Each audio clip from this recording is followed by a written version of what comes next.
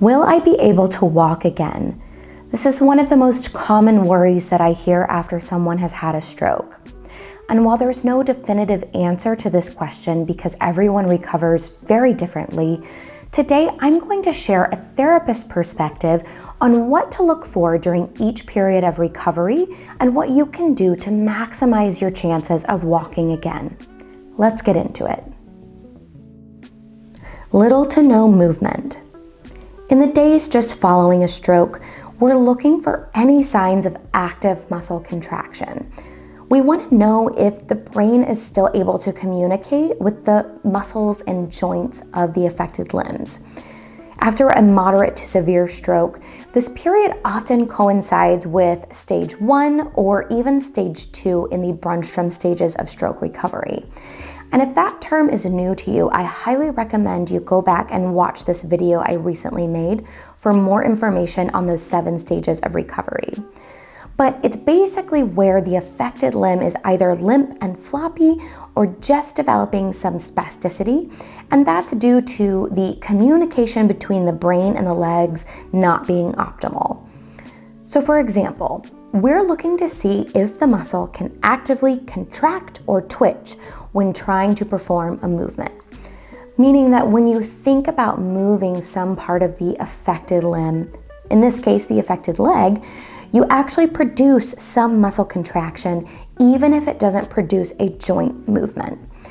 And we're checking across multiple muscle groups, including the quads and hamstrings, those 2 big muscle groups in the thigh, the hip flexors and extensors, the glutes, the calves, and the muscles that move the ankles and toes as well. At this stage, with little to no movement, using modalities like electrical stimulation to produce muscle movement, using passive exercises where you have someone move you, mental practice, and mirror therapy can be very helpful. Developing spasticity and movement.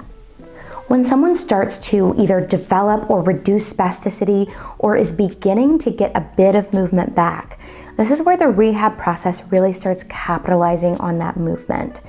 This often coincides with Brunstrom stages around 2 through 4, and we want to get those legs moving as much as possible with as much active movement as we can. Likely, we're going to start with some general weight-bearing activities or exercises while sitting down or standing up, depending on whatever is safest for you at the moment. Weight-bearing is a really useful strategy to help not only reduce spasticity and increased muscle tone, but it also starts strengthening up the legs and working on balance as well. At home, this may look like sitting on the edge of a bed or couch and shifting weight from one hip to the other, or even planting your feet on the ground and leaning forward. For someone without a lot of active movement, weight-bearing exercises can be really helpful. For someone who has a bit more movement, starting active leg exercises where you do the movements versus having someone do them for you or move you is really important. These exercises might include pumping the ankles up and down, straightening the leg at the knee, and strengthening the hip. If you're looking for some leg workout videos that you can do either lying down, sitting, or standing up, I am linking those above and I have them down in the description below. Decreasing spasticity and improved control. As leg movement improves, spasticity decreases, and control also gets better, we might begin to work on weight shifting and standing from leg to leg. Weight shifting is a prerequisite to walking, as we have to unweight our legs in order to lift them and take a step. At home, this is something that can be done with another person, using something solid like a kitchen counter to hold on to, with a seat behind you for safety. And depending on where someone is in their journey, we might actually start practicing taking a few steps.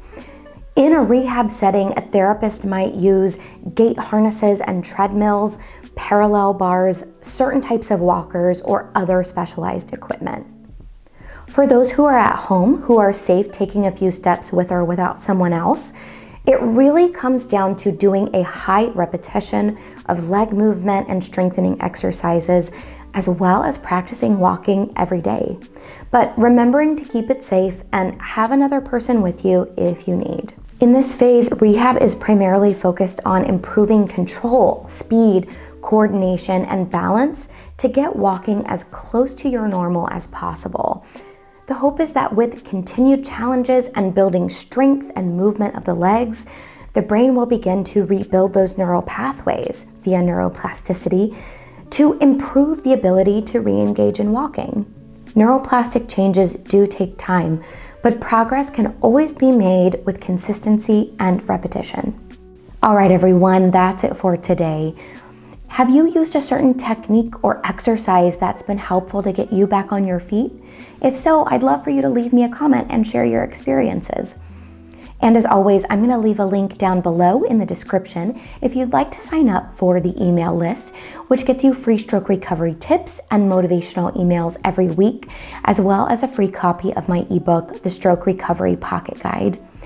And if you find value in what we do and you're able, please consider donating to Post-Stroke, either via PayPal for a one-time donation or by becoming a Patreon member, where in exchange for a monthly donation, you get access to cool perks like social media shoutouts, behind-the-scenes footage, and even YouTube shoutouts, of which I have one today.